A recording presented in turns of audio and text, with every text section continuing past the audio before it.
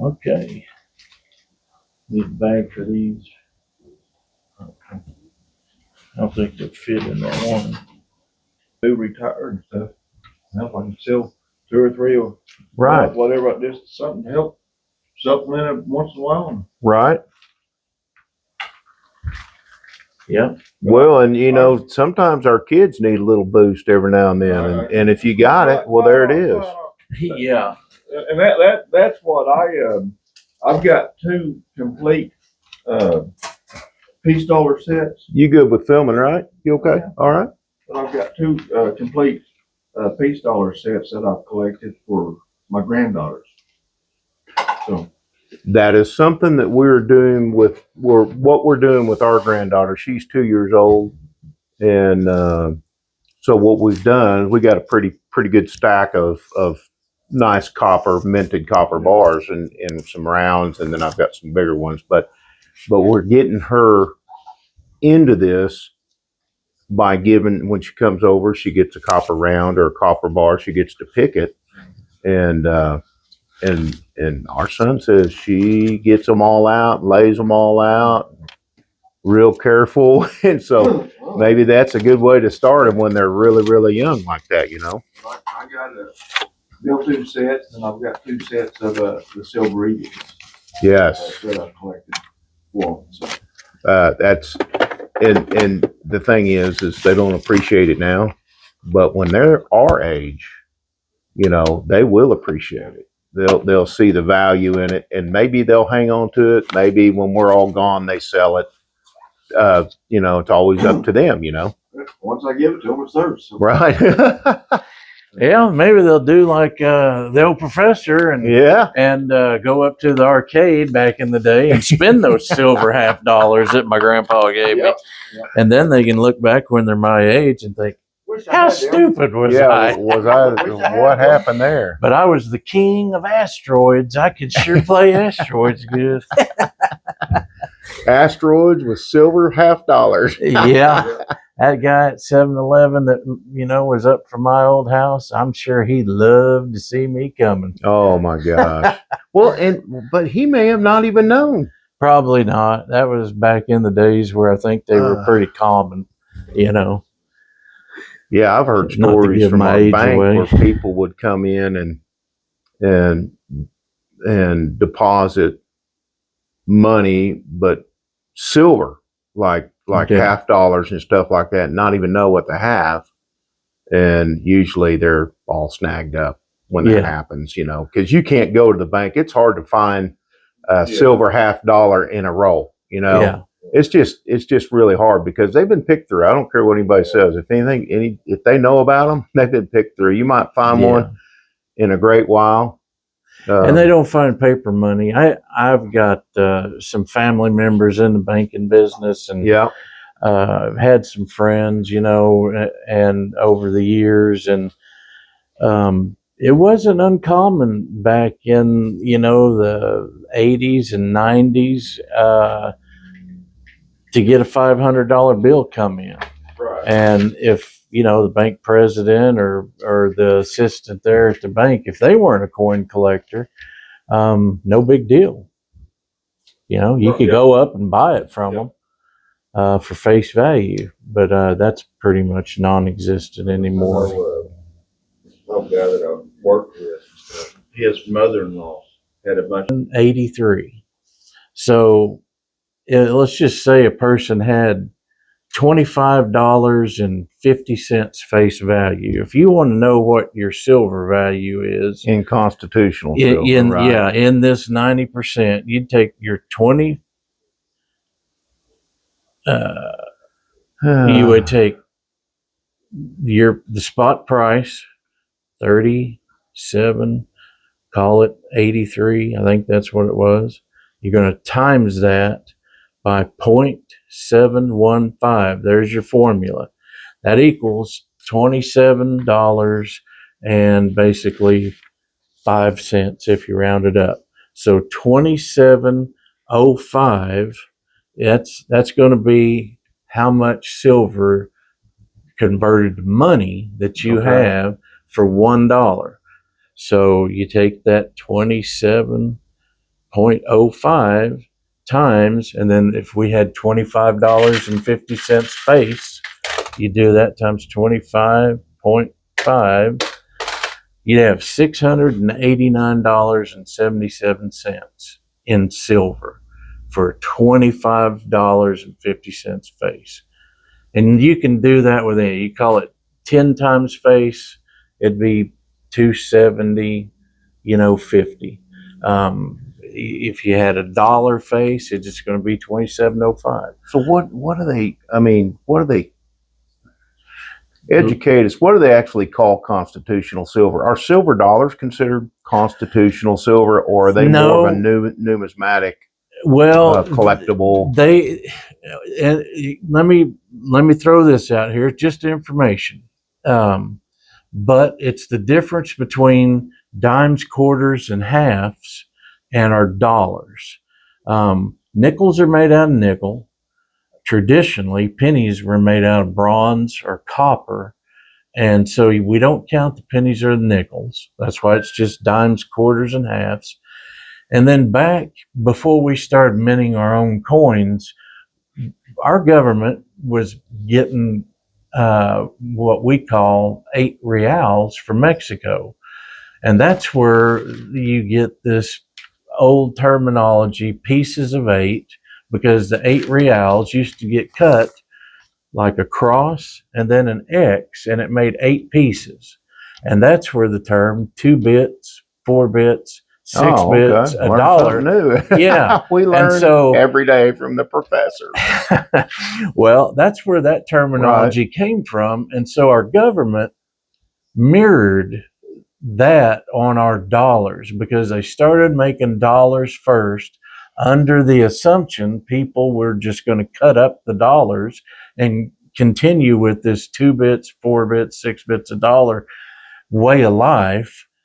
And you have to keep in mind, back in those early days, the late 1700s, early 1800s, we had people out here panning for gold. We had people mining for silver. So they used scales. They went to the general store and they dropped 2 little nuggets of gold and they weighed them out. And that's how they bartered. That's how they lived. So if you had 2 pieces of a silver dollar, they would treat it the same way. So with that in mind, our dollars have a different breakdown. Our dollars were made first before this other dimes, quarters, and halves, and their conversion is 0.77344. Where this stuff that is common to us today, it's 0.715. So your dollars are a little heavier, a little more silver content. So if you have a dollar, they just command more. And a lot of times they're going to have numismatic value on top of that, just because they're dollars, and they stopped making silver dollars way before they stopped making this silver. So what would you, if somebody, I mean, we're going to talk about other stuff too, but if somebody came in here and said, Professor, what constitutional silver should I keep? Should it be quarters, half dollars, Mercury dimes, Roosevelt dimes? Does it really matter when it comes to constitutional silver? And I've said this before, it's your preference. I mean, it really is preference. A lot of people, I'll give you some of the arguments. I hear people come in, they say, well, I don't get Roosevelt dimes because I might mix them up with a clad Roosevelt dime, and I don't want to do that. So if I get Mercury head dimes, I know I'm good. Okay, that's good. I mean, I suffer from some vision issues myself, and I'll be honest with you. Things like that are a lot easier for us, as depending on who you are. I kind of prefer trying to get it brilliant uncirculated, and you're not going to get brilliant uncirculated Mercury dimes for their silver value. So you have to get some Roosevelts. Yeah. I like them like that because they're just, I don't know, they're cleaner. A lot of people want to collect them, but The halves, a lot of people like the halves because they're easier to store, but a lot of people say, well, I like the dimes and the quarters because if we ever have to start using them, that's going to be more of your, milk, bread, and butter and egg type of money. Okay. So that's when you go to a dealer or go. even online, they're going to 99 out of 100, they're going to offer you so much money for $1 face value because that's how we calculate it generally. So that formula I gave you, 0.715, times that by the going spot price, and that's going to give you the melt value for every $1 of face that you have. So if you've got 4 quarters, and based on today, 4 quarters is $1. That's going to be $27.05. So if somebody says, "Oh, I'm paying 15 times face," well, that's about 60% a spot. So if you're buying silver and somebody said, "Oh, I'll give you 60% of whatever," everybody'd wash their hands and turn them down. So you gotta educate yourself on how to convert this into money. So if you're stacking, a lot of these guys are stacking weight. If you're stacking weight, is this the best to stack? This is going to be your most affordable to get into. Okay. But now let me make this clear. Whenever we can't confuse weight and purity, because this is only 90%, and the other stuff is 999 fine. Right. And that's why you use the calculation. And that calculation will bring everything up on a level playing field. Okay. So we're not talking about weight. We're talking about silver content with this. That's why you multiply spot times 0.715. And now we're on the same playing field. So I can buy a 1 ounce 999 silver round for say $41 in today's market, and you can buy quite a bit of this. A dollar face would be 10 dimes, and that'd only be $27.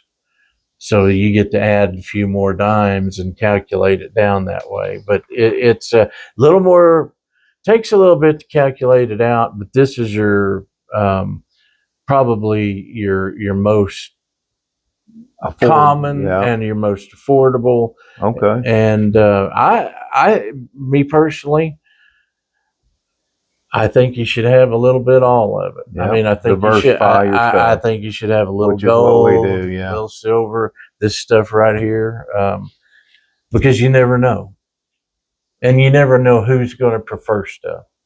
Some people might prefer eagles, and they've collected it, and then if the bottom does ever drop out, you don't want to run into that guy, right. And that guy's got he runs the only gas station in town. Oh my gosh. Well, here's another one from just constitutional. Maybe we can pull some out. They want to know everybody wants to know what's actually the best silver to stack in terms of this rounds, currency coins, and bars, which if they were getting into this and they were new to this and they have no idea what to do, listening to 500 people have the professor tell you which ones. And I say this all the time. It's your money, and I'm always going to shove you in the direction of, just like we talked about, where we can even the playing field. That way you can get your best deal from whatever dealer or wherever you buy, online or in person, and then buy what you want. Yeah. Because me, myself, I like Walking Liberty $50, but those are really cool. I like them, too. and so I kind of collect them and I stack them whenever I get a chance myself. But if that's not everybody's bag, and we all have different tastes. But I always say this: just get your best deal. And if you like, the old constitutional, the 90%, buy that, because if you're spending your money by what the silver content and the price is, and you're staying as close to spot as you can, you're getting the same exact amount of silver as you are if you collected eagles. So if a guy says, you know, a 10-ounce silver bar or a kilo silver bar, I mean, is the heavier the bar, the better? Just more silver. Just more silver. And doesn't really make any difference. It You're really just getting doesn't. more silver. Might be easier to keep or something, maybe in a shoebox, your bars, but a lot of people do that. A lot of people like this old stuff, and they just put them in tubes.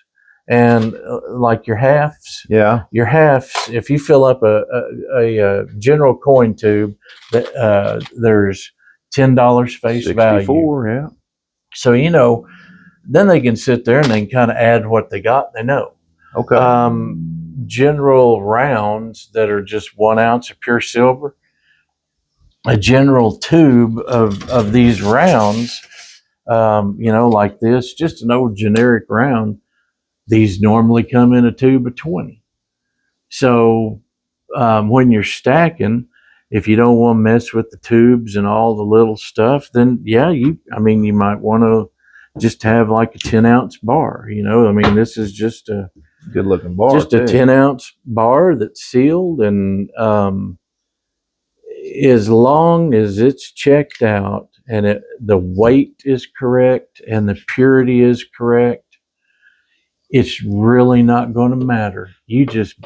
I always encourage people, get what makes you happy, because it's going to be yours and you're spending money for it. And when it comes right down to it, I tell you, you want to feel good about what you're doing. Well, let me tell you what Mrs. SSC and I have been doing. We've been hammering the world. Of course, you've been out of pocket, but the world currency coins, and the world currency coins, whether it be Nui, South Africa, Somalia, the spots or the premiums are always a lot higher on those things. Oh yeah, but we enjoy it. We still have silver.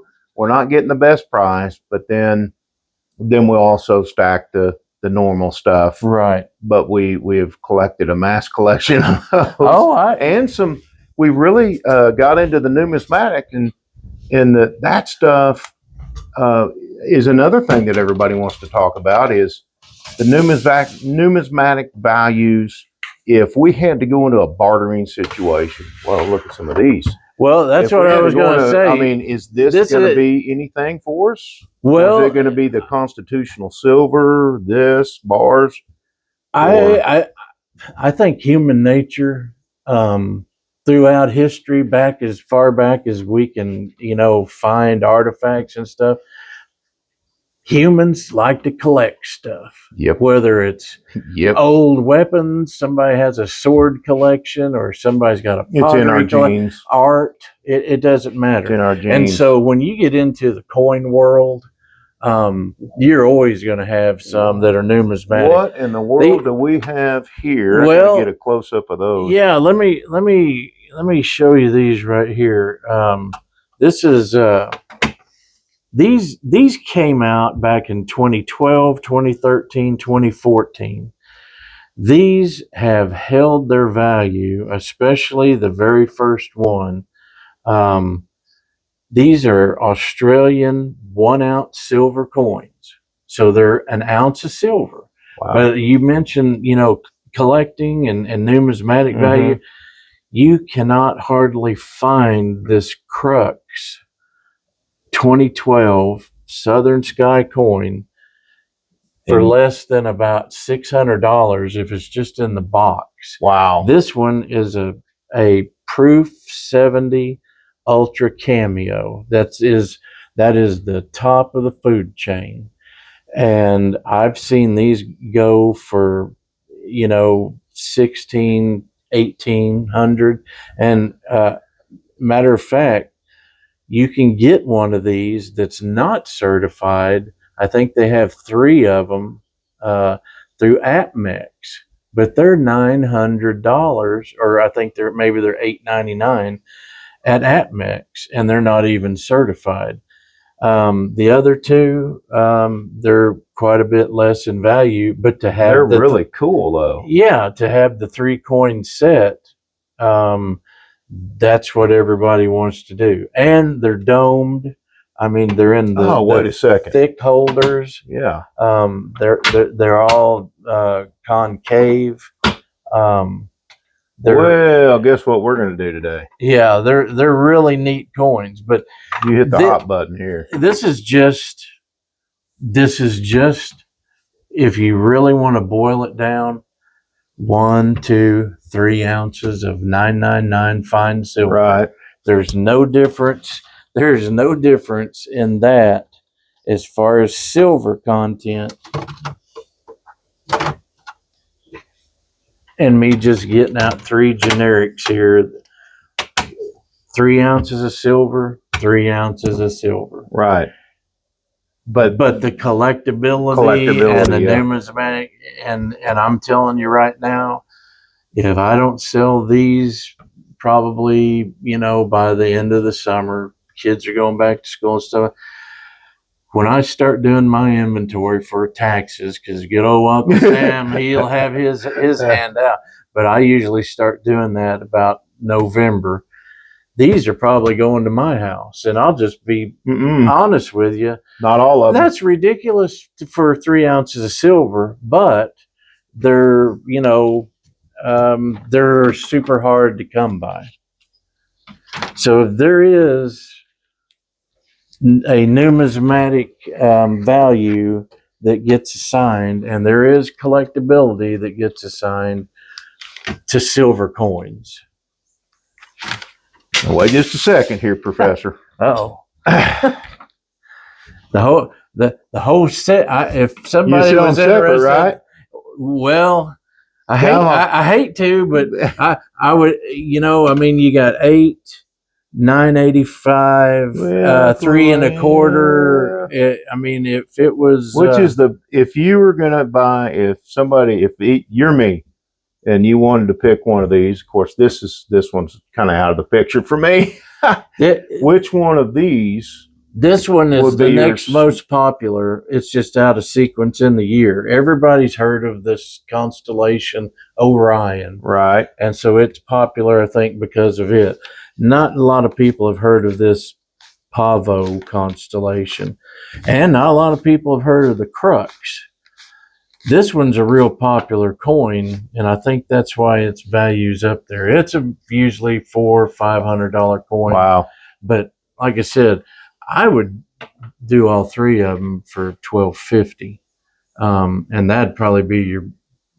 Well, it's good thing. That's the best. It's good thing probably that the Mrs. best SSC deal. in here, but I'm going to have to buy one of them if you'll sell one. Which one do you want to sell? What I should do is I should actually be looking for these 2 and get all matching proof 70 ultra cameos, because these 2 are 69s. They would be another probably couple of $100 a piece if they were 70s. And SSC didn't bring enough cash for that one, so and she might whatever you think would make her happy. This one is the most popular. This one is the least expensive. But for your value, either one of these I've got marked at good values. Yeah. I mean, you're not going to lose any money. These could go right online, and we might even have a little bit left here to buy some other stuff. So. How about that one, guys? What do you think, Rich? That's a good looking coin. Professor has just closed a deal. Everybody. Wow. I don't know how much. I think I gave you 340, and then we'll do some more. Well, we're going to get some more silver. Okay. We still got 20, 40, 60. Well, let me just write it down so I'll know, because I'm at that age where I'm starting to forget a bunch of stuff.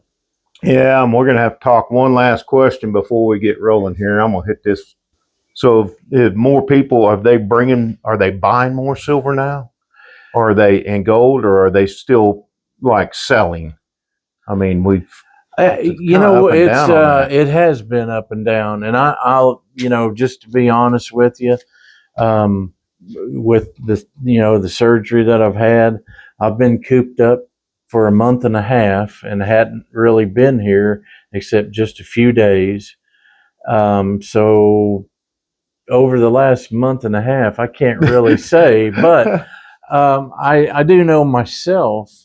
Um, whenever silver gets down closer to 37, I'm buying a little. And when it gets up around 38, I'm kind of getting a little pickier. It seems like it may be stabilizing a little. I don't know that that's true. It just seems that way. Gold, on the other hand, I couldn't tell you one way or another. I have people call me wanting to buy gold when it's up, when it's down. They want to sell it whenever it's down and when it's up. That's just kind of that's its own deal. But I would say get a little of all of it because you just don't know. So what one of the viewers wants to know, what was it? Let's see, I wrote it down. He wants to know, or they want to know, what is the best fractional silver and or gold in a bartering situation? If we're ever to get into that, what would be the stuff that you would say, hey, this is the best stuff to use to barter with in fractionals? As far as your best deal, and I let me throw this out first before I go into it. Everybody has a general understanding that if they mint a 1 ounce gold bar or a 1 ounce gold coin, the minting fee is almost to the penny the same cost to mint a 1 gram bar or a 1 gram little round. So the premium is here, and if you buy an ounce of gold and they charge you the premium and you end up spending $3,600 for the exact coin you want and it's 1 ounce of gold, and let's just say gold's right at $3,400, that $200 premium ain't bad. But if you buy a gram of gold and it's $110, you can't pay a $200 premium on a $110 piece. Right. So they break that up, and before you know it, your premium on the small stuff is a lot higher than your premium on and that gets even worse with silver because silver's more affordable. Right. With that being said, you skip all of that premium stuff on smaller silver whenever you're dealing with the 90% constitutional coins.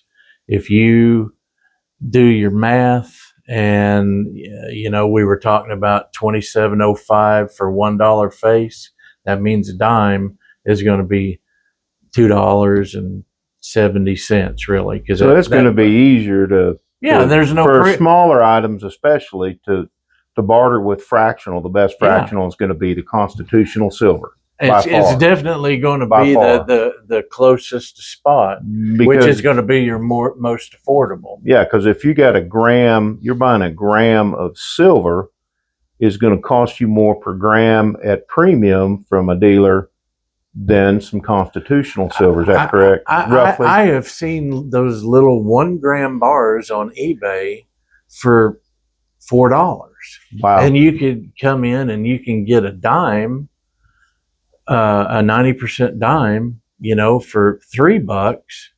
And it's actually, there's more weight to it. So constitutional silver is probably the best way in a bartering situation. Right. And then again, get what you want though, because it's your money. But as far as getting closest to spot, that's always the goal. Buy as close to the spot price you can. This is going to be your avenue, and it's going to be just as tradable. You can barter small things. Speaking of that, Professor, you are the spot price king. Closest to spot price king. We have had people that have talked and commented about excuse me, allergies once again, SSC. Oh, no wrong. Where they took some silver in to a local coin shop, and they just tore them up. They tried to buy it for $4, $5, $6 under spot price. Yep. And of course, sell it for $5 or $6 over spot price. On silver.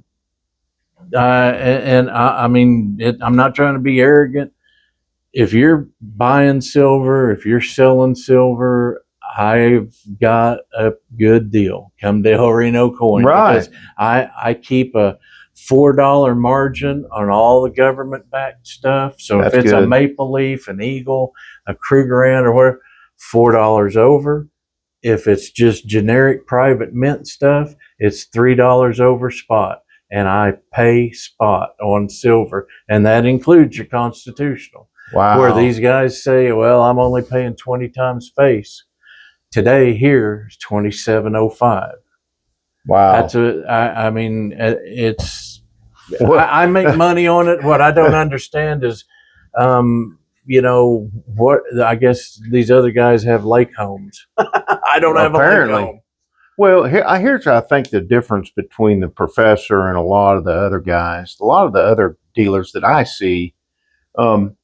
This is your love. This is something that you enjoy. You are doing this not to make millions of dollars. You're doing this because you love it, and maybe for a little bit of supplemental income. Yeah, well, because you're not making a lot to begin with. I would like to see people get into the hobby, and my personal belief is the best way to get into the hobby is to feel like you are getting stuff that's got value on down the line. You don't have to know the difference between an 1893 S Morgan and a 1889 CC like we were talking about earlier, and you certainly don't have to know the difference between a Flying Eagle penny and a bronze Indian head penny. That's part of the collection and being a collector that kind of comes with it on down the line. But putting back some silver, putting back a little gold, whatever you can afford, and then buying what you like, so you're interested in it. Keeps the mind going. That grows the hobby. You don't get bored of it. Yeah, because this hobby is. Yeah, you don't get bored of this stuff. No, and who in the world doesn't like making an investment, and a couple of years goes by, and your investment has gained more than any CD account or whatever you can put in the bank. I mean, the banks aren't paying like they did. And I know there's other investments that you can make good money on, but this is really pretty low risk. It's in your hand. And, one of the main benefits of it is it's a collection, and the law of the land defines it as collection. So, if you've got an old baseball card that your grandfather paid $5 for and passed to your dad, and you've got it now and it's worth $500, and you take it and you sell it, you're not paying 500 times the capital gains on it. You just sold this is the same way. They're considered collectibles, so you can pass them to your family, and you can really gain some wealth. So, and then the collecting will come with it because you learn as you go, and it's a great hobby, and it's a clean hobby, and it's I wish we had more kids involved, because if the kids and the young folks get involved now, when they're our age, and they get ready for retirement, it's nice to know you've got some cushion. And it's also nice to know whenever someone needs some help, you can help them if you need to. This is a super good investment, and it's we're fun. Happy with it. It's fun. And I'm a pirate. I feel like a pirate every day. I've been doing this, and you know what? Here's what's great about this. Okay, and I've said this to a lot of my viewers. If Mrs. SSC gives this to me, that's gone in one day. Okay? Yeah. If I buy this it's harder for me to get up out of the chair, drive 25 or 30 miles to a local coin shop and sell it. Yeah. It's so what happens? I don't do it. I keep it. I Right. save it. I'm saving. It's my savings account. So, this or this. I choose this. So, well, what we're going to do. When you got some skin in the game, yeah, it makes a difference. And I'll say this, and I'll shut up about it. But from personal experience as a younger guy, whenever I was first kind of getting into it, I was putting back some silver. And you know what? I'm your typical average guy that, I've got to have this or that. And I went and bought, just like you said, you blow the money, and then, the kid needs diapers, car insurance is due, and I have to dip into my silver or a couple of pieces of gold that I've had for a year and a half back whenever I was younger. Yeah. And I take it in, and there's that sting of, oh, they're not going to pay me what I got in it. Yeah. Because, back in those days, there wasn't coin dealers everywhere. They were few and far between. And the pawn shops, they just grinned when you come through the door. They're not giving And so it hurt to get rid of it. It made me watch my finances a little closer because I knew I don't want to take a bath on this. Right. Nowadays, things are with social media, and that's one of the reasons I do what I do, and I try to be close to spot, is because I remember those times. And I have people that come in and they say, hey, let me sell it, but let me put it on layaway. And so, really, I want to put that big $5,300 one on layaway. Yeah, I'm sure that works. No. Well, and I have some good customers that way, but we all still run into emergencies and stuff. So it's just a wonderful thing to have in your hand and give yourself a little peace of mind that, you know what, I've got a couple of coins that are investments, and an emergency does arise. You're really not behind the 8 ball, so to speak. You're ahead of the game. That being said, guys, what a great video. Glad to have the professor back, everybody. And Thanks for your thoughts. It's not Wilson anymore, everybody, behind the fence. It's the professor. Look how pretty he is. And we're glad he's back, everybody. More videos to come with him. And wow, it was awesome. And SSC here, Oklahoma, United States of America, gonna buy some more stuff. You say it, Rich. We are out.